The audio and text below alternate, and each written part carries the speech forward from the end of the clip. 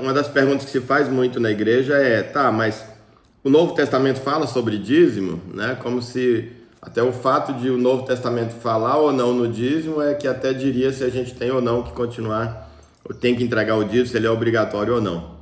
Mas acaba que as igrejas, de um modo geral, a quase totalidade aí, ou totalidade até das evangélicas e também da igreja católica, entende que o dízimo tem que ser entregue, tem então praticamente instituído nas respectivas instituições essa lei do dízimo, que é uma lei então ou importada da velha aliança ou mantida da velha aliança, dependendo da ótica que a pessoa coloca, né? Mas então, assim, deixando claro que aqui a gente está tratando para nós dessa comunhão, como que a ideia a minha ideia é para a gente aplicar aqui para nós. Mas a pessoa que eventualmente esteja depois assistindo o vídeo e que ela faça parte de uma estrutura religiosa, ou se alguns de nós, né, passarmos ou voltarmos a fazer parte de uma instituição religiosa, eu entendo que aí a gente, mesmo que a gente tenha a consciência de que não haja essa necessidade da lei do dízimo e etc., mas a gente da entrega ali na igreja, na instituição, conforme orientado, mesmo que tivesse a consciência, eu entendo que por conta da aplicação do princípio da autoridade, que é um princípio bíblico muito importante, embora tenha sido muito mal utilizado muitas vezes, a pessoa que faz parte de uma estrutura religiosa, ela deve se sujeitar àquelas regras dali. Ela não é obrigada a se sujeitar. O evangelho dá liberdade para ela. Agora, se ela voluntariamente se vincula a um determinado segmento, eu entendo que ela tem que seguir as regras daquele segmento. Se ela entende que tem alguma regra que ela não concorda, e além de não concordar, ela entende que a prejudica, ela entende que está errado ela seguir ou alguma coisa assim, aí eu entendo que é complicado ela ficar ali, mas fazer parte de um segmento em que tem regras, tem leis e você não cumpre, você traz um problema seríssimo para você, porque quando você viola o princípio da autoridade, você está em rebeldia. E a Bíblia diz que o espírito da rebeldia ou da rebelião, ele é como o espírito de feitiçaria. A rebelião ou rebeldia, ela é como o espírito de feitiçaria. E essa pessoa que viola esse princípio da autoridade, se rebelando contra a autoridade, ela acaba atraindo espíritos malignos para si. A gente em algum momento pode meditar sobre isso e tal, mas isso é algo muito sério.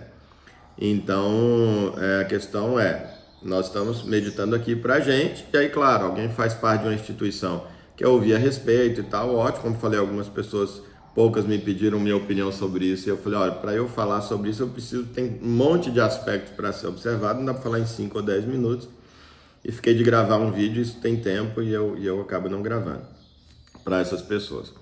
Então vai ter essa utilidade aí, mas tem que pensar nisso.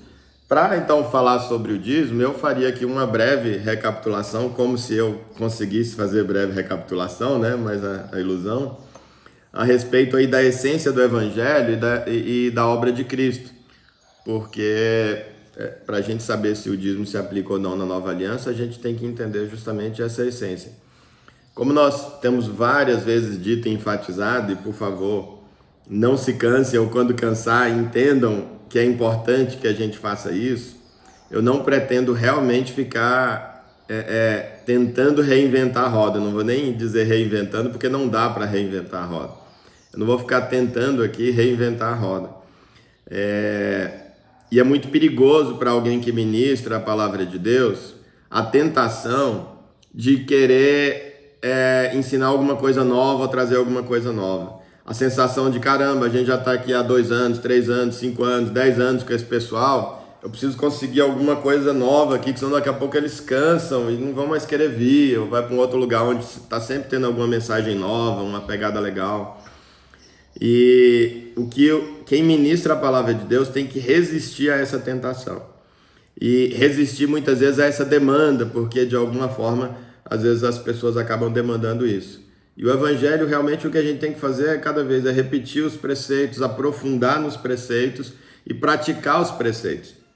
E então o que a gente espera que Deus dê a graça da gente passar assim muitos mais anos repetindo as mesmas coisas e não correr o risco de começar a querer inventar, né? Ou inventar o mínimo possível, né? O ideal é não inventar, mas se por acaso sem querer inventar, que seja o mínimo possível. Mas então, quando a gente vê lá no livro de Gênesis, que é o livro dos princípios, ou o livro do princípio, a gente vê lá na formação do ser humano. Nós estamos, o que é a questão nossa? Se o ser humano deve ou não pagar o dízimo. Então vamos lá no início do ser humano, quando o ser humano foi criado.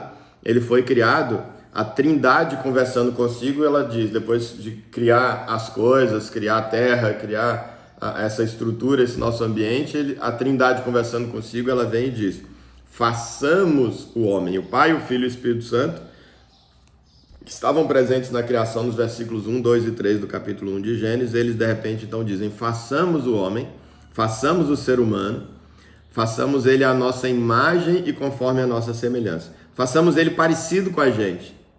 E como a Trindade é? A Trindade é, numa maneira mais próxima, mas ainda muito longe de defini-la, se diz que a Trindade é 3 em 1.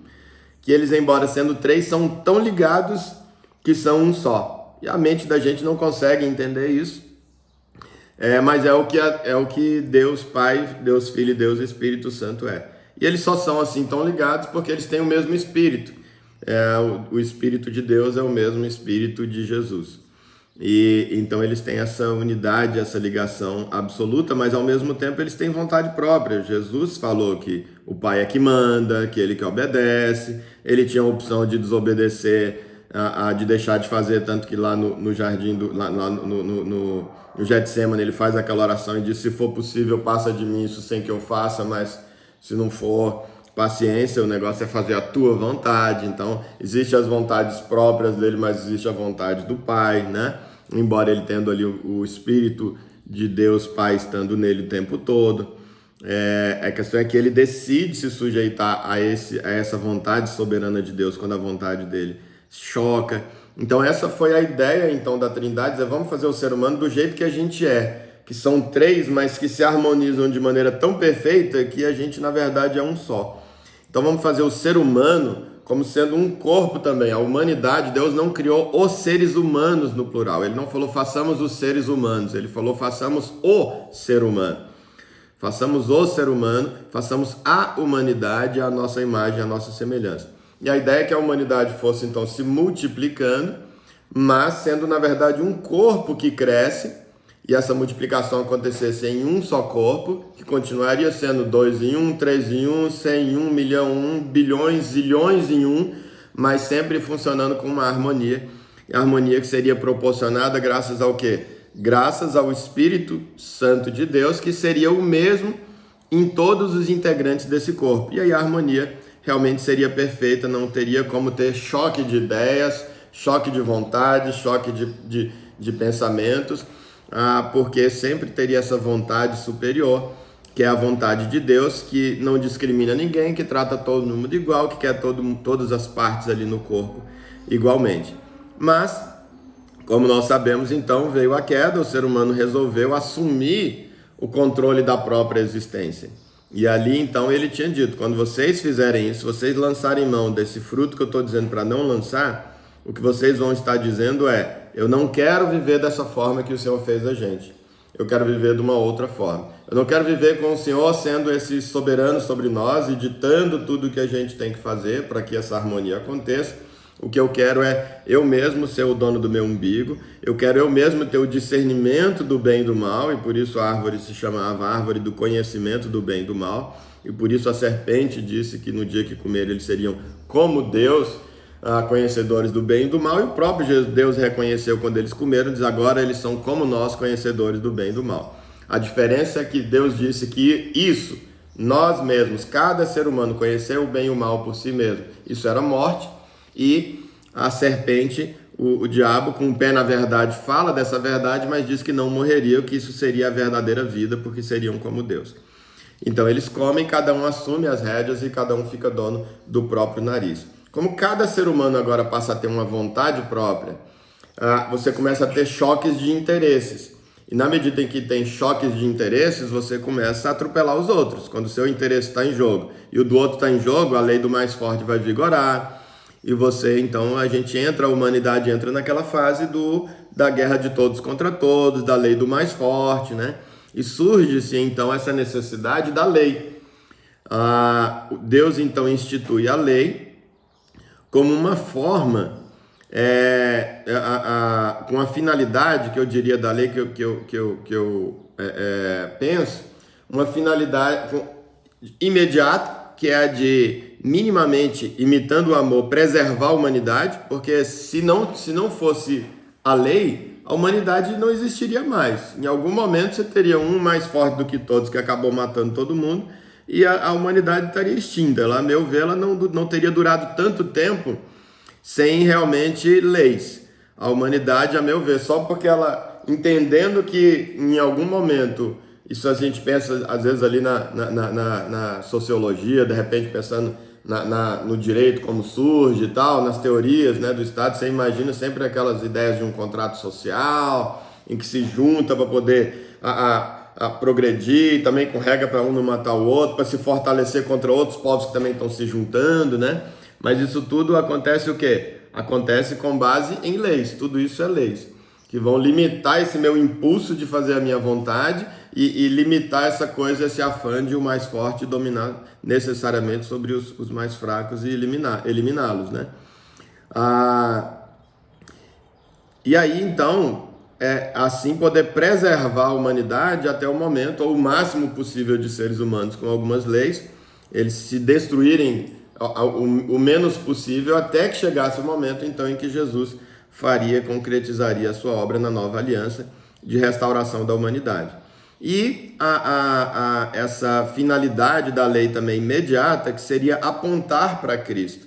Nós estamos falando de lei, o dízimo é uma lei, por isso a gente está aqui fazendo essa prévia, mas penso para a gente entender a lei do dízimo dentro de um contexto, né? Então a lei como um todo, inclusive, portanto, essa parcela da lei que é o dízimo, mas a lei como um todo, ela tem então também essa finalidade imediata, que é o quê? De apontar para Cristo, de conduzir a humanidade a Cristo.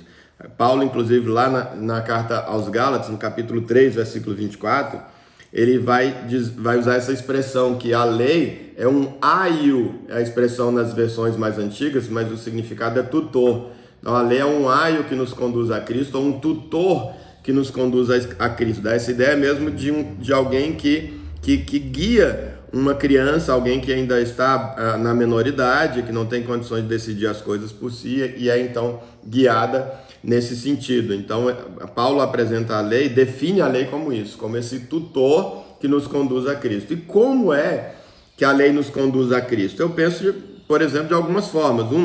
A lei criando essa estrutura, e aí pensando na lei como lei e profetas também, né, essa estrutura como um todo, em que você tem esse desenho, né, de como é que aconteceria da humanidade, como é que aconteceu com a humanidade, o caminho da humanidade ilustrado ali no povo de Israel, é o mesmo caminhar da humanidade na relação com Deus, né?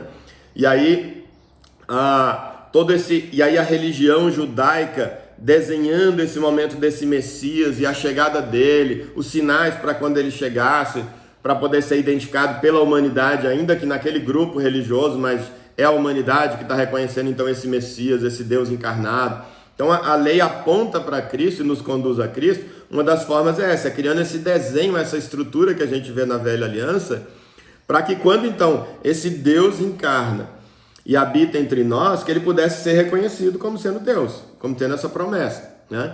Ainda que eles pensavam em um ser humano, num Messias humano, que nascesse de uma descendência ali 100% humana e tal, e que fosse 100% humano. Não imaginavam que essa lei teria por trás dela, essa estrutura teria por trás dela algo muito maior, e que seria o próprio Deus que seria esse Messias, mas a maneira então de apontar para que alguém estivesse esperando esse momento em que o Messias chegasse. Também ela nos aponta para Cristo, como Paulo diz, sendo sombra, sendo ilustração, sendo uma maquete, sendo um desenho. Paulo usa a expressão mesmo figura, ele usa a expressão sombra para falar sobre a velha aliança, sobre o templo, sobre as leis, né? Então ele diz que isso tudo era uma maquete, era um desenho, era uma sombra das coisas que haveriam de vir. E a sombra é algo a partir do qual você consegue ter uma ideia do que é o real, mas você não conhece o real a partir da sombra. Você vê os contornos, né? Você tem uma ideia se é um animal, se é um ser humano, se é um prédio, mas você não tem todos os detalhes sobre aquilo que a sombra projeta. E então também ele aponta a velha aliança, a lei e os profetas, né, como sendo também essa sombra que aponta para Cristo. E repito, o dízimo, a lei do dízimo faz parte desse conjunto da lei. E também eu vejo muito apontando para Cristo por causa dessa frustração. Acho que essa frustração também aponta para Cristo, essa frustração de, ao longo de séculos, de a humanidade tentando obedecer essas leis e não conseguir. Não teve nenhum ser humano que conseguiu obedecer a lei, o mandamento completamente. E então isso também nos aponta para Cristo na medida em que a gente diz, cara, realmente eu desisto e eu preciso de uma força maior realmente, senão não vou conseguir cumprir esse mandamento, se eu quero cumprir esse mandamento. Então também a frustração nessa tentativa de cumprir a lei também nos aponta para Cristo, porque ele apresenta então um poder para que essa lei possa ser observada, e não só na literalidade, como avançando muito mais e sendo cumprida numa extensão muito maior do que a da própria literalidade da lei. E aí a lei, então, do dízimo especificamente, que faz parte desse pacote, o que ela dizia? Ela dizia que as pessoas deveriam, então, trazer 10% daquilo dos rendimentos, 10% do gado, 10% ali da plantação e tal, de um determinado período, né, para o sustento dos levitas, sustento daquelas pessoas que não tinham daquela tribo, né? Porque o povo de Israel então foi dividido em 12 tribos. Das 12 tribos, uma delas foi destacada para poder fazer o trabalho espiritual, né? Para poder ministrar para as pessoas, ensinar as pessoas, para fazer todos aqueles rituais religiosos que a lei trazia. Então, uma dessas tribos foi destacada. Então, óbvio, se ele foi destacado exclusivamente para o trabalho religioso, espiritual, ele não poderia gastar o tempo dele para laborar pelo próprio sustento. Então, a lei do dízimo, ela visava então que a tribo de Levi, os levitas, eles pudessem ter o sustento, então, a partir do trabalho das outras 11 tribos. Então, elas tinham que pegar e parte daquilo que elas tinham que mandar. E era o dízimo, então, a partir do dízimo que acontecia esse sustento. Mas, além disso, Deuteronômio, capítulo 14, versículos 28 a 29, deixa claro para a gente que não era apenas os levitas, mas também para ajuda ao estrangeiro, ao órfão e à viúva. Justamente essas pessoas em situação de necessidade. Então, Deuteronômio capítulo 24, versículo... O Pedro está entrando aí. Versículo 28 a 29, nós vemos então que tinha essas duas finalidades, né? Que seria então o sustento do ministério, da religião, né? Do sacerdote, dos levitas, e do outro, o aspecto social, aquelas pessoas em situação de vulnerabilidade. E aí, Pedrão? Tudo bom? Nós já começamos a meditação aqui. Cara, foi roboseado hoje. Eu não sei o que aconteceu, que tava na minha cabeça que começava 9 horas. Me enganei. A gente já começou a meditação, aí ao invés de eu voltar aqui, a gente está gravando e aí depois você pega esse pedaço inicial aí. Mas é só a recapitulação que a gente está fazendo aqui para variar.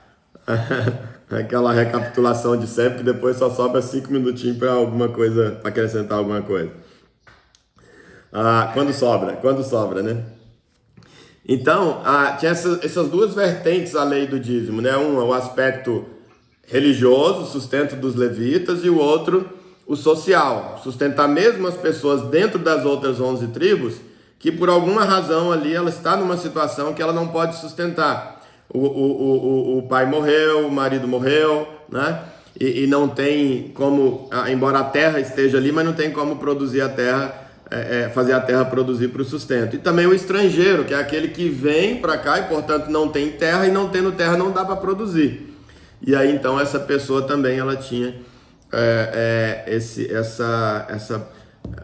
essa destinação do dízimo também a ela, para o sustento delas. E então penso primeiro o seguinte, a gente já tem que pensar, quando a gente vai pensar, tá, e aí o dízimo vale hoje para os nossos dias ou não? A primeira coisa que tem que pensar é a lei, literalmente a lei mosaica, ela era destinada a quem? Ela era, para começo de conversa, destinada ao povo judaico, né? Você não vai achar margem para a lei fechada, a lei de Israel, para que ela sirva para outros povos que não sejam os israelitas. Então como é que ela alcança a gente? Quando ela alcança a gente é no momento da transição da velha para a nova aliança, onde na verdade uma nova aliança é feita, e agora nessa nova aliança, ela é feita agora com toda a humanidade, porque Israel era só uma sombra, era só uma ilustração. Então, nesse sentido que a gente é alcançado pela lei, mas na verdade é uma nova. Como o próprio Jesus disse, ele vai dizer que o mandamento da nova aliança, inclusive, é um só, que é o amor ao próximo, como nós sabemos. Então, a primeira coisa que eu teria que saber é se aplica a mim. Em princípio, nunca nem se aplicou a gente a lei, essa lei nesse sentido aí, a não ser a parte da estrutura, a parte de conduzir a Cristo, a parte desse desenho da religião, né, do desenho do templo, da ilustração da vinda de Jesus e etc. Mas dos mandamentos em si, eu não tenho, na verdade, eles não são direcionados a mim, tanto que se eles fossem direcionados a mim, eu teria também as promessas dele, que são da longevidade. Então, se eu cumpro, eu não posso morrer cedo, eu tenho que realmente ter muita riqueza, e etc, etc, etc. Essas promessas também estariam. E por outro lado, se eu quebro também, teriam aquelas maldições todas, e essa era a maior chance, e eu realmente seria uma pessoa que ia pegar doença, a praga ia bater na minha porta, meus filhos iam morrer, né, por causa que eu não cumpri a lei, por causa que eu não entreguei o dízimo, por causa que eu não cumpri um determinado ritual, ou por causa que eu, etc, etc, etc, né? Cortar a pelinha. Por causa que eu? Cortar a pelinha. Exatamente, o David está lembrando. Então, se a lei se aplica para mim, eu teria que cortar a pelinha, né? Ele falou assim, eu vi o que é isso. É fazer aquele ritual do corte do prepúcio, a circuncisão, né? Então também, ou aplica ou não aplica, porque a lei é o pacote fechado. Então, se ela aplica para mim, por isso que logo que começa a igreja, surgiu essa coisa. O pessoal do judaísmo, que estavam se convertendo também aos ensinos de Cristo, eles então estavam querendo impor as demais pessoas para que valesse para ela, mesmo que a obra de Jesus, que eles tivessem também que passar pelo ritual da circuncisão e que tivessem que obedecer aos mandamentos. E aí tiveram, no primeiro conselho que teve da igreja, foi para ver se isso realmente precisa, e eles falaram, não, quem é gentil e que está vindo, ou seja, quem não é judeu, ele não está vinculado à lei judaica. O máximo que ele vai precisar, e colocou 2 ou 3 coisas ali que eles precisam, mas disse, eles não estão realmente vinculados à lei, não tem que fazer circuncisão e não estão sujeitos à lei, não. O judeu é que tem. Ainda segundo a interpretação deles. Mas aí, para mim, de qualquer forma, ainda assim com um equívoco, porque mesmo o judeu, o fim da lei é Cristo. Isso está dito em Hebreus capítulo 8, que eu até queria ler com vocês. Eu não sei se eu estou com ele aberto aqui. Hebreus, que você tem uma Bíblia aqui, jovem? Está no escritório. Deixa eu abrir aqui a Bíblia aqui. Só que eu tenho que puxar a internet aqui, só um pouquinho. Desculpa aí. Se vocês quiserem ir comentando alguma coisa, falando alguma coisa aí, complementando, vai ser bem-vindo. Eu tô apanhando aqui para pôr a internet aqui, peraí.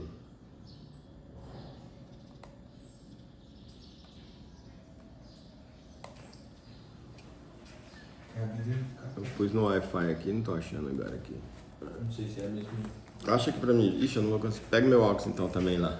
Aí eu vou conversando aqui enquanto o VOD continuando. Meu óculos tá naquela caixinha azul. Então, eu não consegui ligar aqui a internet aqui não.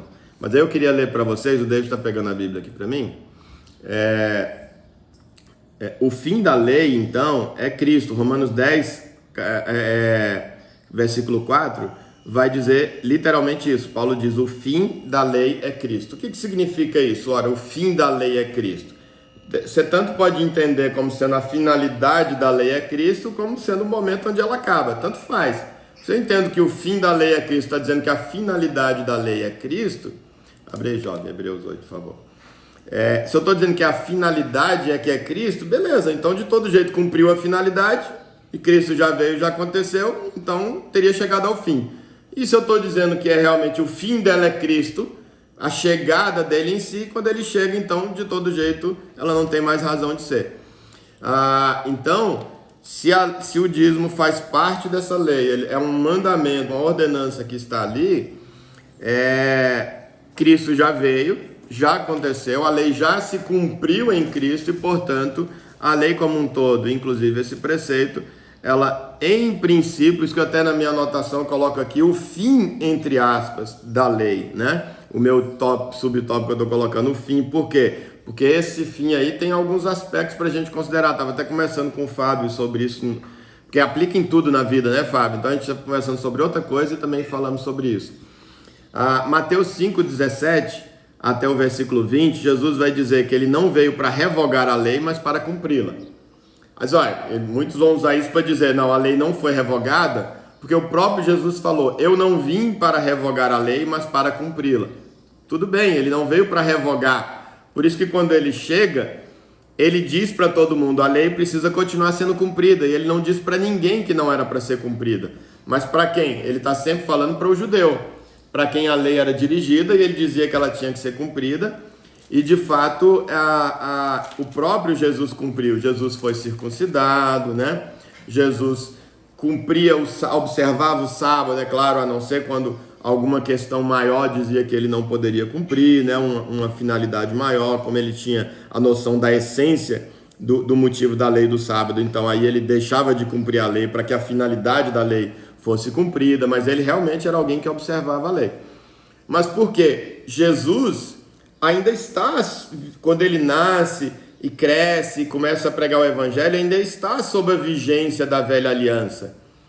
Porque a lei só se cumpre nele no momento em que ele morre ou no momento em que ele morre e ressurge, né? Talvez seja muito mais no momento que ele ressurge até, em que a lei de fato se cumpre nele, do que no momento que ele morre, porque na morte ainda não está concretizado. Mas quando ele ressuscita, aí então é que realmente nós podemos entender que a lei foi cumprida nele. Então ele não veio para revogar, ele veio de fato para cumprir. Mas olha, se a lei se cumpre nele, então não há mais porquê ela ser cumprida. Não é uma questão de revogação, é uma questão de não ter mais utilidade, é que ela já foi cumprida para aqueles a quem ela era dirigida, que era para o povo de Israel, né? E eles, claro, imaginavam ela na literalidade uma finalidade imediata, circunscrita ao povo de Israel, mas a finalidade dela era maior e realmente então não adianta mais eles continuarem agora com aquele olhar da literalidade, porque com relação a isso já terá passado, a lei já terá sido cumprida. Jesus também diz nesse mesmo capítulo 5, entre o versículo 17 e 20, que enquanto existirem céus e terra, nenhum tio será revogado até que tudo se cumpra. Então vai dizer, não, Jesus disse que nenhum tio seria revogado, então a lei está em vigor. Tudo bem, mas ele disse que até que tudo se cumpra. E como nós vimos, Paulo disse que a lei se cumpre em Cristo, o fim dela é Cristo, é o próprio Cristo. E a partir dele também, Jesus disse nesse mesmo texto, que a partir dele o cumprimento literal e rigoroso da lei não é suficiente para nós entrarmos no reino dos céus, no reino de Deus. No versículo 20 ele vai dizer, se a vossa justiça não exceder em muito a dos fariseus, a dos escribas e fariseus, de maneira nenhuma vocês vão entrar no céu. Então, nesse contexto que ele está dizendo que não veio para revogar, é porque embora a lei se cumprindo nele e não tendo mais sentido, só que ao mesmo tempo, a partir de Jesus, ela sequer é suficiente. Se ela ainda estivesse vigendo, você, cumprindo ela, você teria direito a todas aquelas bênçãos. Mas Jesus diz, a partir, na verdade, de agora, você pode cumpri-la completamente da maneira do religioso mais rigoroso, que era o fariseu. Os fariseus e os escribas eram extremamente religiosos. Diz, se a vossa justiça não exceder em muito a deles, se a sua observância da lei, a justiça era a observância da lei. Se a observância da lei de vocês não exceder em muito a do religioso mais rigoroso, vocês não vão de maneira nenhuma entrar no céu. confirma também que a lei não tem mais essa aplicação, embora ele não tenha revogado. Por quê? Porque ela não é mais suficiente. Jesus diz que tem que exceder em muito. Ora, se tem que exceder em muito, não é mais ela, mas é essa nova lei que está sendo trazida pela nova aliança, que tem um só mandamento, e que Jesus disse, mas é um só, mas esse único mandamento, quem cumprir, cumpre toda a lei e os profetas e sobra. Então é por isso que essa ideia de revoga, mas não revoga, está revogado, mas não está, entendeu? É por isso que a gente, quando fala que está revogado, tem que pensar nesses aspectos todos.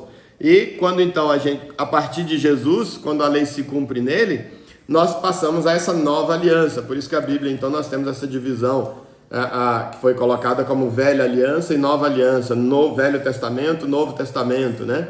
E a partir então de Jesus, nós temos essa nova aliança, esse Novo Testamento. E a lei e os profetas, então, como Jesus disse, todo o Velho Testamento, né? Ele se resume em um só mandamento agora, que é esse preceito do amor. E aí, então, volta naquilo que é o que o pessoal sempre dizia, né? Sempre era a pergunta que, às vezes, a religião sempre faz, né? Muitos, quem está começando ali, quer saber se o dízimo aplica ou não, e diz, tá bom, mas o Novo Testamento fala em dízimo? Que é essa ideia, normalmente, nossa, de que se eu tenho que saber se no Novo Testamento está mandando. Paulo mandou? Jesus mandou? Se for, eu vou entregar. Se não, eu entendo que eu não tenho que entregar. Eu preciso saber disso. Mas é muito mais do que isso, né? Do que simplesmente saber se está ou não lá. Mas não, no Novo Testamento não tem uma ordenança do dízimo na Nova Aliança, embora existam menções e poucas a respeito do dízimo. E são as seguintes. Mateus capítulo 23, que é o mesmo de Lucas, Evangelho Sinótico, no capítulo 11, versículo 42, a mesma passagem ali que os dois estão narrando, Jesus está falando ali, ele cita o dízimo, mas o contexto é o quê? Chamando a atenção dos religiosos e diz assim, vocês são muito rigorosos com a lei, e diz, vocês dão o dízimo, até do coentro, das sementinhas, de algo muito pequenininho, e vocês calculam ali e tal, e fazem direitinho, vocês dão o dízimo, até daquilo ali, vocês são rigorosos no cumprimento da lei, está falando do dízimo, mas vocês acabam desprezando a justiça e o amor de Deus. Aí Jesus então vai e não diz para eles assim, vocês têm que parar com essa bobeira de dízimo e seguir a justiça e o amor. Não, ele não falou isso, ele está falando para pessoas judaicas, para religiosos, para quem a lei foi dirigida e ainda estava em vigor. Então ele diz, façam isso, sem omitir aquilo. Continuem sendo rigorosos no dízimo, mas parem de desprezar a justiça e o amor, que é a essência da razão de ser do dízimo. E eles acabavam então, embora sendo rigorosos com o dízimo, sempre que tinham uma oportunidade, deixavam de amar e de ser justos em muitas situações. Então o que Jesus está dizendo mas para os judeus e para os líderes religiosos, autoridades religiosas para quem era dirigida a lei, diz, continua fazendo porque é isso mesmo. É a lei, ainda está em vigor, e é a lei de Israel que é dirigida para vocês. Mas façam também a essência da razão de ser da lei, que é a justiça e o amor. E na oração do fariseu também, como Jesus fala dos fariseus, no capítulo 18 de Lucas, ele vai dizer lá sobre como é que os fariseus fazem, quando eles não façam como os fariseus, que quando eles vão orar, eles são hipócritas, eles vão para a praça, eles oram, batem no peito, eles dizem, olha, obrigado porque eu não sou como aquele dali, eu jejuo 2 vezes na semana, eu entrego o meu dízimo, eu não sei o que. Então é nesse contexto desse rigor religioso e o que o cara faz para se gabar, também tem a menção da palavra dízimo, e Jesus diz, mas ele está falando sobre um judeu rigoroso com a lei que está praticando. E ele não está criticando o fato, claro, do dízimo em si, dele entregar, mas o fato de ele achar que por causa dessas coisas ele tem algum direito a mais do que qualquer outra pessoa, e Jesus diz, o galardão dele ele já recebeu, ele não vai ter recompensa nenhuma. Mas então aqui não está dizendo que o dízimo tem que ser entregado na nova aliança, está ainda na velha aliança, Jesus ainda não morreu e ressuscitou, e está dirigindo para alguém que é da velha aliança e para quem a lei é realmente dirigida. E por último, em Hebreus capítulo 7, também tem a palavra dízimo, quando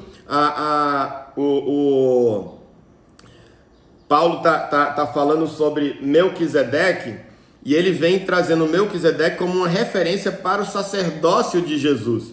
E ele diz, poxa, o sacerdote sempre tem que vir da linhagem de Levi. Jesus é da tribo de Davi, ele é da tribo de Judá, aliás, descendente de Davi. E ele diz, então, qual a legitimidade de Jesus para ser o nosso sumo sacerdote? Aí Paulo vai resgatar lá em Melquisedeque e vai dizer, Melquisedeque que legitima. Jesus é da linhagem de Melquisedeque, embora não seja da tribo de Levi. Ele e só podia ser sacerdote, portanto, sumo sacerdote, quem era da tribo de Levi. E Paulo vai justificar dizendo, ele é da linhagem, ele é sumo sacerdote da linhagem de Melquisedeque. E Melquisedeque tanto legitima Jesus a ser sumo sacerdote, que Abraão entregou o dízimo para Melquisedeque. E ele diz, ora, se ele entregou o dízimo para Melquisedeque, significa que Melquisedeque é maior do que o próprio Abraão.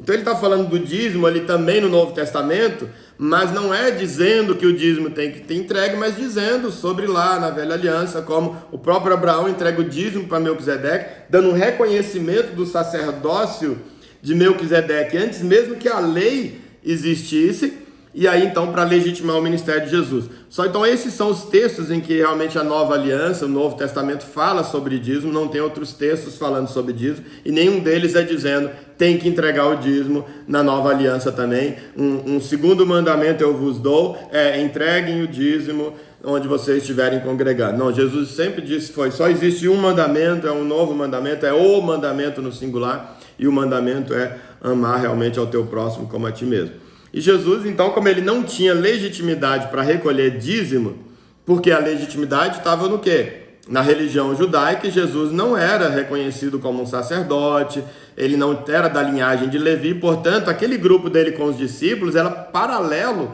à religião judaica. Não tinha um reconhecimento, ele não tinha legitimidade para receber o dízimo, então Jesus não recebia dízimo.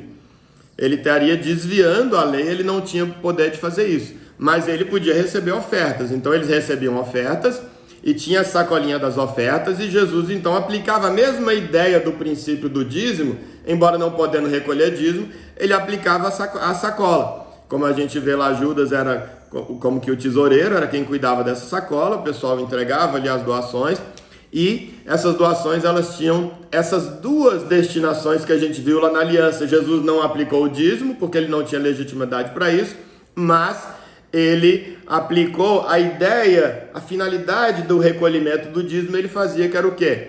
O ministério deles, o trabalho deles e o trabalho social, o cuidado com as pessoas em situação de dificuldade. A gente vai ver isso onde? No capítulo 13 de João, no versículo 29, quando eles estão à mesa, para ver quem é que era o traidor, e falando a conversa do traidor. E aí, de repente, então, Jesus vira para Judas e fala assim, o que você tem que fazer, vai lá e faz logo. Na verdade, porque o diabo já tinha entrado em Judas, e ele falou para o diabo, nem foi para Judas ali, ele diz para os dois, né? Diz, o que você tem que fazer, faz logo. E aí os discípulos que estavam ali pensavam que ele estava, está escrito lá no versículo 29 do capítulo 13, que ele estava falando ou do que tinha, como ele cuidava do dinheiro, que ou ele estava falando do dinheiro que era para ele ir comprar alguma coisa para a festa, ou seja, para o sustento deles, né, para o que diz respeito ao que eles iam comer, ou que era de alguma coisa que era para ele levar para os pobres. Então, assim, por que eles pensaram? Olha, se ele é o cara do dízimo, se ele é o cara da sacola, e virou para ele e falou que você tem que fazer, faz logo, ele falou, ele deve estar falando ou porque é para comprar alguma coisa aqui da festa, ou porque é para ir lá dar alguma coisa para os pobres, porque ele que cuida da sacola. Então dá essa ideia realmente de que o dinheiro recolhido por Jesus tinha também essas duas finalidades. Então, enquanto princípio, essa é a ideia que a gente tem que extrair. A lei está revogada, beleza, então eu não preciso mais integrar o dízimo, eu não estou obrigado. Sim e não. Por que sim e não? Ora, se o dízimo na velha aliança era uma tentativa mínima de fazer com que eu, extremamente egoísta, dono do meu próprio umbigo, sujeito ao meu umbigo, de eu não gastar 100% comigo, mas eu olhar para o meu próximo e dizer, cara, eu tenho que compartilhar um pouco do que eu tenho com essa outra pessoa que é uma extensão de mim. E quando Deus faz a humanidade à sua imagem e semelhança, você vê quando ele traz a Eva, a mulher, ele olha para ela e diz, essa é carne da minha carne, osso dos meus ossos. Essa é a visão do Evangelho, essa é a essência do que Deus fez para a humanidade, a gente conseguir olhar para o próximo como uma extensão da gente. Se eu consigo olhar para o próximo como uma extensão de mim, e eu tenho recurso para poder sustentá-lo, ajudá-lo numa necessidade, e eu não faço, eu estou contrariando a essência do Evangelho, né? Então, mas como eu não tenho mais esse espírito que faz eu olhar para o próximo como a minha, lei veio e diz, cara, pelo menos 10% tu vai separar para isso na marra, porque a lei está mandando. Tu gasta 90 contigo e 10 tu vai ajudar os outros. É lei, é só para minimamente tentar imitar. Beleza, então, Emer, mas se eu não estou mais agora sujeito à lei, significa que eu posso gastar os 100%? Ora, aí como Paulo diz, eu estaria usando a graça como acabar algo para desgraça, né? Porque eu voltaria para aquele estágio anterior da lei em que eu gasto tudo comigo e não tenho nem por força da lei eu não me ocupo com o próximo. Ou que eu usaria do pretexto da liberdade, que é essa de não estar mais sujeito à lei, para a libertinagem, que é fazer o que eu quero. E aí o caos se instauraria e seria uma maldição para a minha vida. Eu, na verdade, eu só estou de fato livre do mandamento no sentido filosófico, no sentido existencial, no sentido de algo que me deixa minimamente, me conduz minimamente a Cristo, embora eu não seja judeu e não esteja sujeito à literalidade da lei, mas eu posso usá-la, mesmo não sendo judeu, para que ela também me conduza a Cristo. Eu então uso ele como uma lei exterior para mim, de cara, eu não tenho a menor vontade, o meu olhar não é de compartilhar com alguém, mas eu vou, no mínimo 10%, eu vou separar para isso como uma maneira de me conduzir a Cristo, como uma maneira de me conduzir ao amor, como uma maneira de eu entrar nesse novo estado da graça e da nova aliança, onde eu não vou precisar disso mais. Mas é inadmissível que só porque eu tenho a liberdade no Evangelho, a liberdade de Cristo, ou a pretexto de eu acabar não ajudando nem com 10% apenas, que até o pessoal que era sujeito à lei não tinha liberdade, não fazia. Então, na verdade, eu diria que se eu não faço parte da nova aliança, porque o Espírito de Deus, o Espírito da nova aliança, Jesus ainda não está em mim, não move em mim através de mim, se isso não acontece, então eu tenho que colocar para mim mesmo, como uma lei para mim, que eu no mínimo 10% eu tenho que separar para essas finalidades ali que a velha aliança colocava. Eu coloco para mim, como uma estratégia minha de eu alcançar Cristo, de eu chegar até Cristo, embora a religião não me coloque isso, a minha religião ou a minha falta de religião. Mas a ideia é que na medida em que isso vai se tornando realidade em mim, Jesus vai se tornando realidade em mim, o meu olhar para a vida vai sendo moldado de acordo com Jesus e com o olhar de Jesus, é que eu então comece a até destinar um valor maior. E eu vou organizando as minhas finanças para que eu possa começar a guardar 12, a separar 15, a separar 20, a separar 30. Dependendo da situação da pessoa, ela pode chegar a uma situação em que ela está guardando 50, ela está compartilhando 60 e vivendo com 40. Ela, cara, eu já paguei meus carros, já paguei minha casa, eu já estou com a vida tranquila, eu ganho muito bem, eu vivo suficiente com isso daqui, com um conforto suficiente, e eu consigo destinar muito mais, de repente, ali para essas ajudas ali. Mas agora o que? Não por força de uma lei exterior, mas por causa de uma lei interior que me movimenta, me move, me impulsiona em direção ao próximo, né? E aí realmente Tiago, capítulo 1, 27, ele vai dizer o quê? Que a verdadeira religião do nosso Senhor Jesus Cristo é visitar o órfão e a viúva nas suas necessidades e se manter puro das contaminações desse mundo. Mas essa primeira parte, então, que é o que? Visitar, dá essa ideia de assistir, de estar presente no momento da necessidade ali do órfão e da viúva, de conhecer a situação dele. E se eu conheço essa situação, eu não vou ir lá visitar e ele está passando necessidade, como Paulo diz, eu vou sair, ou Pedro, não sei, vou sair, João diz, eu vou sair e vou dizer, fique em paz e Deus te dê comida, e sai e deixa a pessoa com fome. Não, eu vou então, podendo, eu vou deixar também a comida para esse que eu visitei. Podendo e sendo do Evangelho, eu vou deixar um agasalho para esse que eu visitei, que está nessa situação de necessidade. Então isso nos diz sobre quando e onde eu entregar o meu dízimo, né? O quanto a gente vê o que? Esse mínimo aí desses 10% eu estabelecer para mim. Claro, a pessoa não tem condições. Cara, eu ganho um salário mínimo de verdade. O meu aluguel é 80% desse meu salário mínimo, 60%, me sobra 40%. Tem alguma chance, de verdade, de uma pessoa dessa entregar o dízimo? Não tem chance, gente.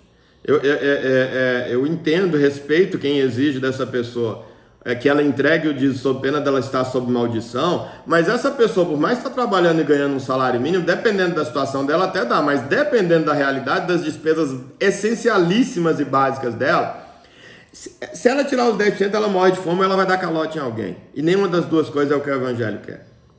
Se ela, de 1.100, se ela tirar 110, vai sobrar 900 e alguma coisa. Ela vai pagar 600 de aluguel para morar já muito simples. Ela vai ter 300 e pouco para comer, para pagar água e luz. Para, gente, não dá. Essa pessoa está escorando em alguém, ou tem alguém ajudando a ela, e na verdade, então, essa pessoa que está ajudando, ela é quem está bancando esse dízimo da pessoa. Não está certo isso. A meu ver, com todo respeito, não está certo isso. Aí é cada um consigo. Eu deixei dessa situação de precisar de ajuda. Agora eu vou começar a ajudar também. A pessoa pode começar a ajudar com menos. Eu ganho 1.100. Eu só tenho condições de ajudar com 20, mas eu quero ajudar com esses 20, como aquela viúva que Jesus falou. Os outros entregaram do que estava sobrando. Estava sobrando, inclusive, 20%, o cara entregou 10%. Mas essa viúva não. Essa viúva, esse 20% não estava longe até dos 10%. Mas era tudo que ela tinha, ela entregou tudo que tinha. E diz, ela entregou mais do que todo mundo. Então, o quanto? Esse quanto depende da realidade de cada um de nós. E, em princípio, se a minha realidade me permite, e é claro que aí é com a sinceridade de cada um, porque eu posso muito bem jogar as minhas despesas lá em cima para dizer, com coisas que eu me engano que são essenciais, mas de fato não são, para dizer que eu estou justificado para não estar guardando. Eu estou arrumando pretexto para não amar o próximo e eu vou ter que conviver com isso, com o fato de que eu de fato não sou do evangelho. Essa é a verdade. E cada um vai lidar com isso. Agora, se a pessoa realmente não tem condições, é quando ela entrar e na medida em que entra é que ela vai ter esse quanto, que em algum momento está abaixo dos 10, mas que em algum momento, e é a tendência que a gente queira que Deus nos abençoe para passar disso.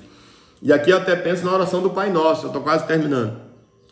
A oração do Pai Nosso, que eu gosto muito de trazer sempre como aplicação, nesse momento da oração do Pai Nosso que a gente está falando, o pão nosso de cada dia nos dai hoje, o que Jesus está ensinando, que a gente só tem que orar com espírito de corpo. E que se eu peço a provisão para mim, Jesus disse, eu proíbo vocês, o que ele está ensinando nessa oração é isso, eu proíbo vocês de na oração pedir o pão meu de cada dia, o meu pão, o meu sustento de cada dia. O que Jesus está dizendo é, eu não admito, eu não vou ensinar isso para vocês. Você tem que orar assim, o pão nosso de cada dia. E aí com a consciência de que o pão que Deus me deu, se ele é suficiente só para mim, esse de hoje eu vou comer sozinho. Mas o que Deus me deu e que é suficiente para mim e para o outro, eu não vou guardar, eu vou compartilhar com o outro. Porque eu pedi para nós o pão de cada dia. Eu vou ter alguém, tem um próximo meu que está sem pão e eu vou compartilhar o pão com o outro. Essa consciência do princípio do dízimo está na oração do Pai Nosso. E eu todos os dias, quando eu oro e peço de verdade, Deus, o pão nosso de cada dia dá-nos hoje, quando eu oro com essa sinceridade, eu vou estar atento e na medida em que Deus me dá a provisão naquele dia, eu vou também para olhar para aquele que está sem provisão. Eu vou olhar para o órfão e para a viúva. Eu vou olhar para aquele que desenvolve o ministério e que precisa de recursos. E eu vou ter a consciência de que Deus colocou na minha conta, que Deus colocou no meu depósito, no meu armazém, Ele colocou na minha prateleira, Ele colocou o meu sustento, mas Ele colocou talvez o do próximo também, o de alguns dos meus próximos. Então esse princípio está aí. Por isso visitar o órfão e a viúva, porque em visitando, talvez uma parcela dele que está passando necessidade, Deus tenha colocado ali comigo, né? E aí então, Atos capítulo 20, 35, quando ele vai resgatar ali alguma coisa que Jesus disse que nem está nos evangelhos, mas ali é dito, então tenho-vos mostrado em tudo que trabalhando assim é mister socorrer os necessitados e recordar as palavras do próprio Senhor Jesus sobre isso de socorrer o necessitado. Mais bem-aventurado é dar do que receber. Mais feliz é aquele que dá do que aquele que está recebendo. E na medida que o evangelho vai virando verdade na gente, a gente vai começando a sentir prazer em estar compartilhando, prazer em estar dando. Não é porque a lei de fora está mandando eu dar, mas é porque eu tenho uma lei dentro de mim que me impulsiona a dar. E quanto mais eu dou, quanto mais eu compartilho, mais feliz, mais bem-aventurado é isso, o significado mais feliz e mais da verdadeira felicidade eu experimento. isso num ciclo. E aí tem o princípio lá de Jesus, da parábola dos talentos, que se ele me dá e eu sou fiel nesse pouco e eu faço o que tem que ser feito, ele me dá mais para eu poder dar mais e compartilhar mais e abençoar mais. E também se eu sou infiel no pouco que ele está me dando, ele também até o pouco que ele já me deu, ele vai tirar. É a única coisa sobre Deus dar ou Deus tirar que a gente tem na nova aliança, é esse princípio que Jesus fala sobre se você está fazendo um bom uso e um mau uso, e o bom uso ele vai então sempre estar atrelado e relacionado à lei da nova aliança, que é a lei do amor. E Jesus vai dizer lá no capítulo 25, versículo 35 de Mateus, ele vai dizer o quê? Eu tive fome e vocês me deram de comer. É esse olhar do compartilhamento que leva então a fazer isso. A pessoa que é do evangelho, ela faz isso, ela encontra alguém em necessidade. Por isso, quando a gente pensa no quanto e onde, eu gosto justamente de sempre dizer o quê? Depende o onde você vai colocar, vai depender do quanto você tem. Ora, se você só vai poder nesse mês compartilhar, porque você já está com um salário só, e você só vai compartilhar 20, e você ainda vai pegar esses 20 e levar lá na instituição, para a instituição poder juntar no bolo e dar para alguém, você não visitou o órfão, ou se você visitou, você saiu de lá e não deixou um pacote de arroz com ele. Com esses 20 você comprava um pacote de arroz, sei lá, eu sou ruim de preço, mas eu acho que um pacote de arroz deve dar. E assim, mas alguma coisa dava com esses 20 para você pessoalmente ter levado. E esse visitar o órfão e a viúva nas suas necessidades, ele tem um poder de te curar, de me curar do egoísmo, de nos salvar disso que está matando e matou a gente. Então, quando eu visito e eu estou com 20 reais no bolso, que é tudo que eu vou poder tirar naquele mês, daquele meu único salário mínimo que eu resolvo, depois que eu tenho, depois que eu paguei o aluguelzinho, que eu paguei água, paguei luz, comprei, fiz uma comprazinha de nada, eu estou com 20 reais. Eu cheguei lá na viúva, no órfão, e aí eu visitei, eu sei da necessidade, eu digo, olha, é o que eu tenho, eu vou deixar aqui com você, esses 20 reais, tá? Não fica humilhado, não se sente humilhado, não é nosso. É que estava comigo, mas Deus deu, foi para nós e estava lá comigo. Pega esse 20 aqui, por favor, recebe. É por mim, porque eu sou abençoado quando eu posso compartilhar isso com você. No dia que Deus te abençoar e você puder compartilhar, você vai compartilhar com outra pessoa. Mas então, se o que eu tenho não é suficiente para eu fazer pessoalmente e sobrar para ainda eu mandar para a instituição, então eu mesmo tenho que fazer pessoalmente, porque senão eu perco 99% desse fator curador e salvador, que é esse do ato de dar, do ato de compartilhar, do ato de amar o próximo, entendeu?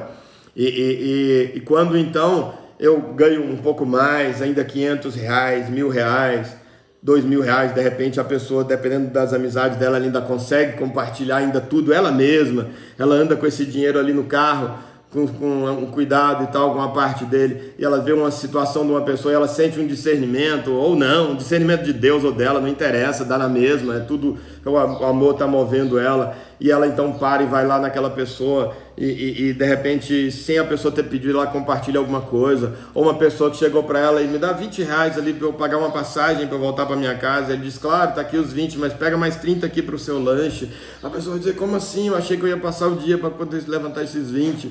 Mas porque você se programou o seu orçamento, você pegou essa parcela ali do dízimo e ao invés de levar lá, já que eu não estou na instituição e que eu tenho que levar, eu faço isso. Não, eu estou na instituição e eu tenho que entregar os 10, mas beleza, eu posso separar mais 5 e fora os 10 que eu já entrego lá, eu pessoalmente vou entregar esses 5. Eu vou fazer isso, eu vou fazer aquilo. Tem um trabalho missionário que eu gosto, que eu acredito, eu vou então colocar lá. Mas tem também aquele missionário, o pastor, aquele padre que eu gosto dele, eu quero ir lá e visitar, e eu quero pessoalmente poder também abençoar a vida dele com uma parcela que eu vou colocar no meu bolso aqui, eu vou levar. Esse prazer desse compartilhar pessoalmente, esse é o que vai curar a gente, e é nele que está esse mais bem-aventurada coisa dada do que receber. O poder curador mesmo, acredito eu, está nessa parcela que a gente consegue fazer pessoalmente. Por isso o cara que é muito mais rico e que vai além disso que ele faz pessoalmente, ele vai dar maior grana para as instituições, ele não vai ser muito mais feliz e abençoado ainda do que esse outro que só tinha o suficiente para ele compartilhar pessoalmente. Porque nesse compartilhar pessoalmente, é nesse que eu levo pessoalmente, e que eu estou compartilhando a vida da pessoa, eu entendi a história dela e eu sei em que história eu estou participando, é nisso que está o poder maior de me curar. e que é uma bênção muito maior para mim do que para ele, que só vai saciar a fome imediata dela, a necessidade imediata, e para mim está saciando e resolvendo uma necessidade eterna, uma necessidade existencial que tem que estar sendo tratada aqui, começa aqui e que vai repercutir pela eternidade. Então, isso a gente não pode abrir mão. Se o seu não dá para você a fazer pessoalmente, então esquece instituição. Estou falando para você aqui, eu e vocês da comunhão. Esquece isso, não entrega em outro lugar. E não entrega, por isso que a gente não vai fazer aqui na nossa comunhão, nós não vamos ter o sistema de entrega de dízimos e ofertas, exatamente para que você possa fazer. Não é para você gastar o seu 100%.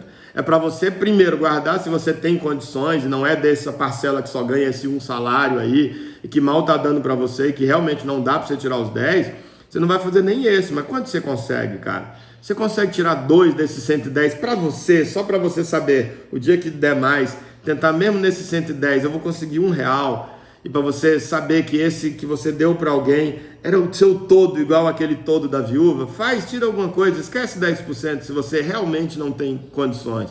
Mas vai se programando, e na medida em que você tem condições de passar isso, faça pessoalmente enquanto dá para você fazer. Mas quando Deus, por causa do princípio ele foi fiel no pouco, eu vou pôr mais, ele foi fiel no pouco, eu vou pôr mais, ele foi fiel no pouco, eu vou pôr mais, e Deus pôs tanto mais que você não consegue mais pessoalmente entregar todo o mais que está te sobrando, e óbvio que é o sobrando porque você está sendo responsável, porque senão nunca vai sobrar, essa é a verdade e a gente sabe.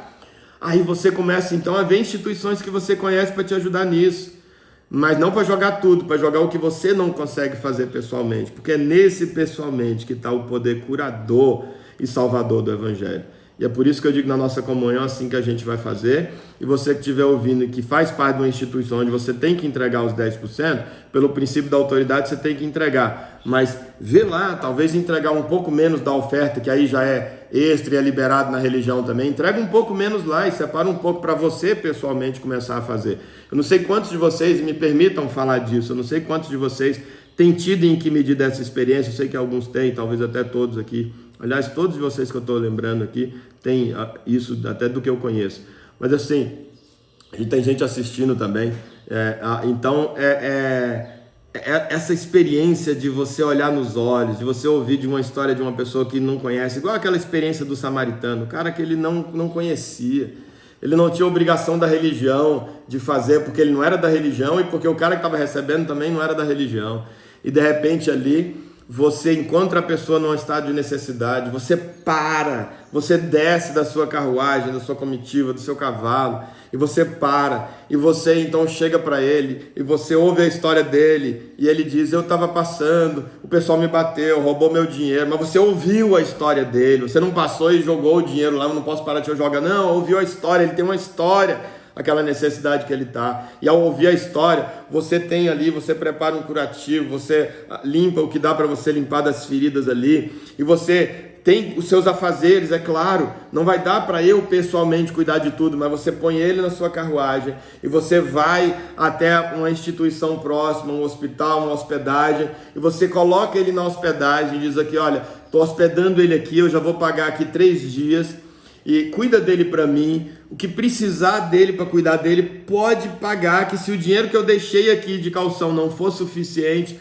pode ter certeza, confia em mim, quando eu voltar, vocês sabem que eu sou um comerciante, sabem que eu tenho o meu nome, e quando eu voltar eu vou pagar tudo mais que precisar, para isso é colocar o extra na instituição.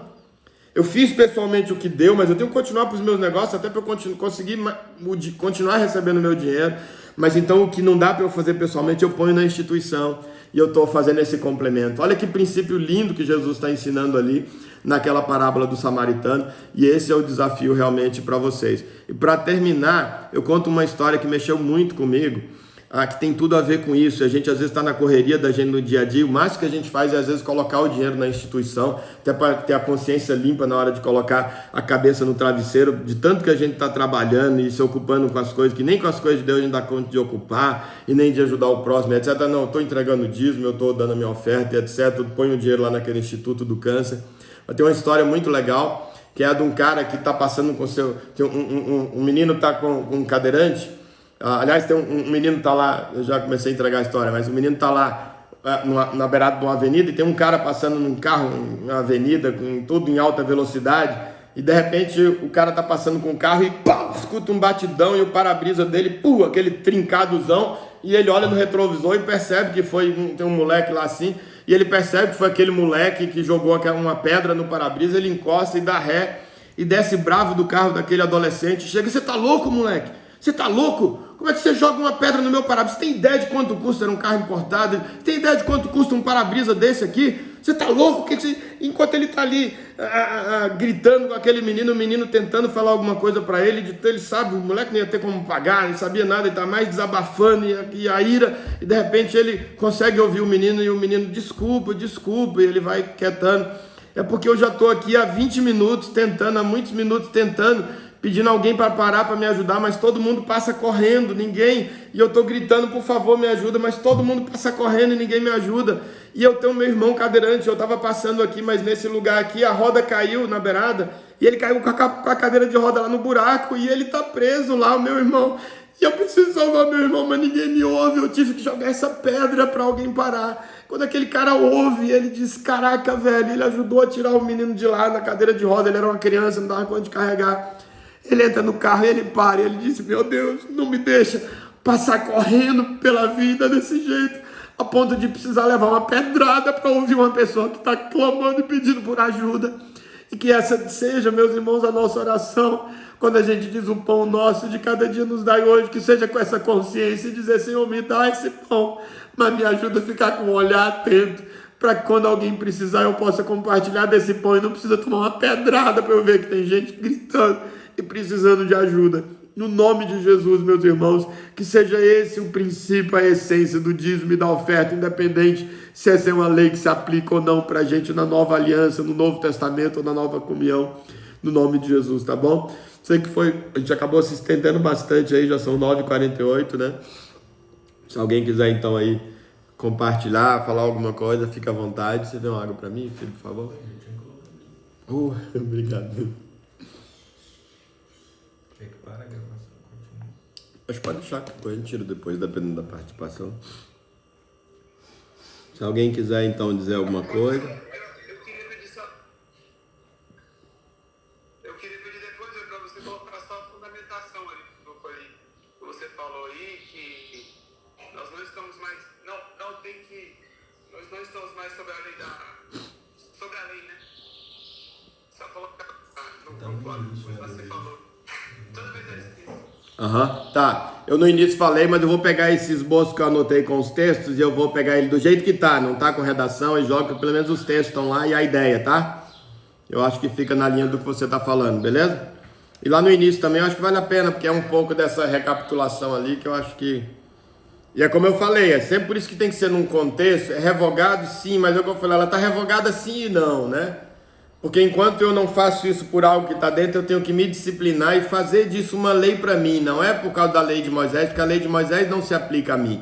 Mas se ela conduzir o povo de Israel a Cristo, eu uso como estratégia, copio ela para mim, eu tomo ela como uma imposição para mim, do mínimo esses 10%, enquanto até que isso vire prazer, eu até queira passar disso para eu não usar da liberdade do evangelho como pretexto para algo que vai acabar comigo, né? Acabar de me consumir no egoísmo, né? Eu acho que é essa ideia, espero ter conseguido passar essa ideia de revogou, não revogou, né? Porque isso é polêmico e se só falar assim, está revogado, é um negócio complicado, tem repercussões, tem muita coisa e tá e não tá ao mesmo tempo, né? Como eu tentei colocar. A questão é esse princípio, se a essência tá, que é a lei de Cristo em nós, o Espírito, Jesus falou, na lei, no amor, a lei se cumpre, né? Mas nesse princípio seu aí, então, por exemplo, se a gente conseguir estar bem com ele, a gente vai estar liberto, inclusive, daquela situação de que você ajudou, por exemplo, uma mulher na rua, que está com fome e tal, não sei o quê. Aí você ajudou ali e depois descobriu que ela usou para droga, usou para alguma coisa. Aí a gente vai estar liberto disso aí, né? Porque vai estar com a consciência tranquila, vai estar... Sim. É aquilo que como a gente conversou na semana passada, né? Que para mim o amor e o mandamento da nova aliança é o amor. O amor não é o que eu faço. O amor, e a gente sempre pensa no amor como o gesto, mas 1 Coríntios 13 fala o que? O amor não é o gesto. Porque ele diz, você pode entregar seu corpo para ser queimado vivo, em favor de alguém depois de ter vendido todos os seus bens e dado para os pobres. Mas não vai te valer nada. Vale para quem recebeu, para você não. Se não for com amor, se não for por amor. Então amor não é o que você faz, e a gente tende a olhar atitudes como essa como necessariamente amor, mas Paulo diz amor então, e aí pegando Gálatas 5, né, que diz que o fruto do Espírito é amor, e Jesus diz, vocês vão receber poder ao descer sobre vós o Espírito Santo e vocês vão ser minhas testemunhas, e ele tinha dito para os discípulos que vocês vão testemunhar a meu respeito quando amarem uns aos outros, então testemunha é amar uns aos outros. Para eu amar uns aos outros eu vou receber um poder. Então, na verdade, o amor não é o que eu faço, mas é o poder para fazer alguma coisa. Então, se o que eu fiz foi movido por esse poder, o que me moveu foi o amor, então eu estou tranquilo, não interessa o que a pessoa vai fazer. O que me moveu, é quase que a motivação, mas eu gosto muito mais da expressão mover, o que me move, o que me impulsiona, o que me inspira, o que me leva a fazer aquilo, do que a expressão motivação, que embora praticamente a mesma coisa, mas tem muito de banalização de minha motivação foi das melhores, tipo, ainda não é nesse sentido, é o que move, porque é especificamente o amor, especificamente o Espírito Santo. Que essa ideia de voltando à aliança é quando o Espírito Santo, ele volta, o sopro de Deus, ele volta como naquele estágio inicial a ser a nossa fonte de inspiração. É por isso que é o retorno lá com a velha aliança, né? E a gente volta de novo a ser imagem e semelhança de Deus, porque a gente volta a olhar para o próximo como uma extensão de nós mesmos. A gente volta a olhar para o próximo e dizer, nossa, esse ali que está passando fome é carne da minha carne, é osso dos meus ossos, eu não posso deixar ele passando fome. Aí você começa a ajudar por causa disso. E você se alegra porque você tem a consciência de que você se alimentou na outra pessoa. Como não se alegrar com uma coisa dessa? Que você se agasalhou no outro. E olha como o olhar é esse mesmo, que o próprio Jesus se vê através do olhar de quem está recebendo. E ele diz, você deu para mim. Porque o corpo é assim, deu para um, está dando para o outro, né? Porque essa consciência de carne da minha carne e osso dos meus ossos, é a do princípio lá. E o que o Evangelho faz para a gente é isso, é trazer de volta a gente essa condição de corpo, em que por sermos novamente movidos pelo mesmo Espírito, a gente vai de novo olhando para o próximo como uma extensão de nós mesmos. E aí a ajuda ela passa a ter esse sentido. E ela não tem, ela vai deixando de ser humilhante, ela não é institucionalizada. Claro, quando precisa, paciência, a instituição precisa dela, porque ela consegue muito mais, já que a gente acaba que não está fazendo diretamente. Mas quando você faz com esse olhar, ela não humilha, você não faz passando banca para a pessoa, ela não se sente mal quando o olhar é assim. Você consegue deixar bem claro para ela que, cara, isso é seu, é nosso, estava comigo. Deus colocou lá na minha conta, mas é seu. Estava lá no meu armário, mas é seu, é sério, é seu. Você não tem nem que me agradecer, é seu, estava comigo. Quando você consegue de verdade, seja verbalizado ou não, deixar isso para a pessoa, para ela é ótimo, para você também. E você não tem sensação de crédito nenhuma. Nossa, eu ajudei tanto. Deus está me devendo alguma, mínima que seja. Porque, cara, eu sou o cara, eu ajudo. Não, tudo que você faz, você está ainda pagando um pouco da dívida impagável que você tem. O que a Bíblia diz é o quê? A ninguém fiqueis devendo coisa alguma, a não ser o amor, com o qual deveis amar uns aos outros. Nós temos uma dívida de amor, que é a de Deus para nós, impagável. Ninguém pode pagar o que Deus fez por a gente, concorda? Ninguém pode pagar. Eu nunca vou poder pagar. Só que ao mesmo tempo ele falou, tudo bem, é impagável. Mas lembra da dívida que você tem de amor? Então essa dívida que você tem de amor é para ir, vai diminuindo ela, embora não vai ter efeito nenhum no tamanho da dívida, mas para quem está recebendo vai valendo. Então, a ninguém fiquei devendo coisa alguma, a não ser o amor, com o qual, ao invés de você amar a mim, você ama uns aos outros. E quando você estiver amando uns aos outros, você está amando a mim. E eu vou me sentir amado através dos olhos daquele que você amou. E vou dizer, quando eu tive fome, você me deu de comer. Portanto, você me amou. Por isso esse mandamento do amor, Jesus falou, não posso te dar o primeiro sem te falar o segundo, porque os dois só andam de mãos dadas. Quando aquele jovem pediu, qual é o principal mandamento? Ele diz, é amar a Deus acima de todas as coisas. E o segundo, semelhante a esse, ele não perguntou o segundo. Mas Jesus diz, eu não posso falar o primeiro sem o segundo. E João captou tanto a ideia que no Evangelho de João ele vai dizer, se você disser que ama a Deus, que está retribuindo o amor que Deus deu para você, mas você não ama seu próximo, é mentiroso. e a verdade não está em você, né? E outra coisa que eu queria ver é o seguinte, existe aquela situação da a gente ajuda às vezes diretamente, tem aquela sensação boa, somente quando a pessoa agradece, quando a gente percebe que realmente ajudou, dá aquela sensação boa e tal. Às vezes a gente até confunde com aquela vaidade enfim. E aí, Com a massagem no ego, né? ter ajudado orfanato diretamente, já tem dinheiro, algumas pessoas, e postam isso, né? Postam e tal, não sei o quê. Eu sou muito crítico, só que acontece, alguns já conseguiram até me atingir, falar, caramba, que legal, fez e tal, é uma boa ideia fazer isso, fazer aquilo. Incentivo. Aí fica aquela dualidade, uma pessoa está querendo aparecer, Inspiração. outra pessoa quer mostrar aquilo para incentivar outras pessoas a fazer, né? Porém, hoje, por exemplo, eu estou nessa fase de, se eu fosse postar alguma coisa, eu seria para incentivar outras pessoas a fazer, né? Só que também, pode ser que meu coração é enganoso, e se eu postar incentivando, receber algumas elogios, algumas coisas, e me engrandecer com isso.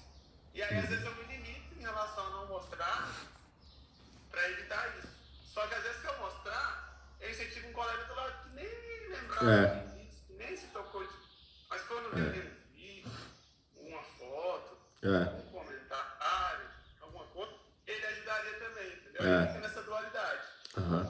Pois é, essa dualidade eu acho que ela sempre vai existir. Eu acho que a solução dela, enquanto você, e na medida em que não estiver convicto de se é realmente essa a motivação, ou se é como você muito bem colocou, o coração da gente é enganoso e eu posso estar me enganando, é com sinceridade dizer, Deus me ajuda, se eu estiver enganado me ajuda, para eu não fazer, ou para eu parar de fazer, ou para quando fazer. O máximo que a gente consegue é isso, é pedir a ajuda do Espírito Santo de Deus. E ele prometeu, Jesus diz, eu vou, mas não vou deixar vocês sozinhos, mas eu vou mandar para vocês o meu Espírito Consolador, e ele há de ensinar vocês todas as coisas. É ele quem no dia a dia vai ser. A gente tem que ir direto a essa fonte. E se ele não te respondeu, não te ajudou a ter esse discernimento, paciência, vai acreditar com todas as forças que não está naquela parcela do auto-engano, né? Se a tua motivação for melhor. E dentro da melhor das motivações, sempre vai fazer o quê? Procurar preservar a pessoa que está sendo ajudada, né? Porque para a grande maioria delas vai realmente ser humilhante aquilo, né? Ou talvez naquele momento ou num momento futuro, que você jogou na rede, acabou, nunca mais ser segura, né? Eventualmente a gente que é da área jurídica sabe que pode até rolar um problema mesmo, até de direito de imagem, né? Daquela pessoa.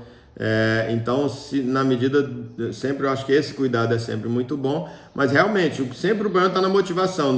Ao mesmo tempo que Jesus falou, naquele contexto do cara que bate no peito, e eu jejum, e eu dou para os pobres e tal, mas Jesus falou, ele faz isso para se aparecer, e por isso o galardão dele já foi, ele não vai ganhar nada com isso.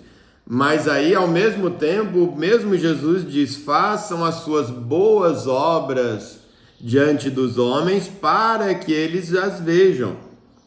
Então existe essa aparente contradição no ensino de Jesus, mas não é para que eles a vejam e glorifiquem o seu Pai, uma coisa assim. Então a questão não está no fazer, mas na motivação, é isso mesmo, né? Mas na motivação. Então uma coisa eu não posso fazer para me aparecer, mas eu tenho que fazer e mostrar para glorificar o nome do meu Pai. E uma das maneiras de glorificar o Pai é realmente o quê? Não é necessariamente porque eu vou servir de exemplo e alguém faz, mas eu posso servir de inspiração para que ele faça com o mesmo motivo. É muito mais do que ele copiar o meu ato. Claro, já é bom se isso acontece, mas o principal, que é para repercutir para a vida eterna, é que a pessoa possa replicar o ato movido pelo mesmo que eu acredito que me moveu. Aí a obra está completa, porque aí além de satisfazer a fome imediata daquele que recebeu, a necessidade imediata, vai repercutir para o doador para a eternidade, né? Esse é o principal, mas claro, para quem for, mesmo que for ainda só porque copiou, porque se emocionou e etc., beleza, já valeu pelo menos para matar a fome ali, atender a necessidade imediata de alguém, né? E essa sensação também é natural. É o livra-nos do mal, né? E essa sensação, às vezes, da gente sentir é natural. Não lembro quem foi na Bíblia, mas que é melhor dar do que que recebeu, não sei se foi o próprio Jesus. Né? Sim, exatamente. O David está lembrando desse texto que a gente até mencionou em Atos aqui, né? Como ele falando, foi Jesus quem disse, mas não está nos evangelhos. Ele diz, lembrando que o próprio Jesus nos ensinou que é mais feliz coisa é dar do que receber, né? É mais bem-aventurada, porque é esse outro nível. Tem a felicidade comum, que é essa aqui, e o mais bem-aventurado, essa felicidade maior, é essa que ela repercute para a eternidade, ela acontece num plano maior, ela acontece no espírito, não apenas na alma, não é só uma emoção, né? É algo de verdade muito maior que está acontecendo quando a Eu gente não sei por que doa, né? eu tenho a sensação também sempre de gratidão, né? Vocês estão conseguindo ouvir o David, né? E quando eu sou esse instrumento para ser usado para dar, eu tenho a sensação de gratidão de falar assim, eu não sei porquê, Deus, mas meu obrigado por eu estar na posição de poder dar e não naquela de precisar, não sei porquê, mas eu só sinto grato e sem entender porque sei que não tem motivo mesmo. Porque... Isso é interessante isso que o David está falando. Eu não vou falar disso, mas eu sugiro vocês qualquer dia dar uma olhada no vídeo meu que tem lá no YouTube, que eu acho que é nunca mais tenha vergonha de precisar de ajuda, uma coisa assim, e que eu compartilho nessa linha mesmo, de você tem esse lado de se mais bem-aventurada coisa dar do que receber. É legal, a gente quando tá nessa situação diz, cara, que legal, é muito melhor, é bom porque eu tenho e eu posso compartilhar, e até você tem essa gratidão. Mas você pode também ser levado para um outro nível ainda, que quando e na medida e na área em que você precisa de ajuda, você conseguir também se sentir mais bem-aventurado ou mais feliz ainda, porque você diz, cara, se dar é mais feliz do que receber. E ao receber, então, a pessoa está sendo um instrumento de Deus para uma felicidade maior de quem dá. Ora, se eu estou numa situação de ter que receber, eu estou sendo esse instrumento também para ele. Para o cara ser e gozar dessa mais bem-aventurada, dessa maior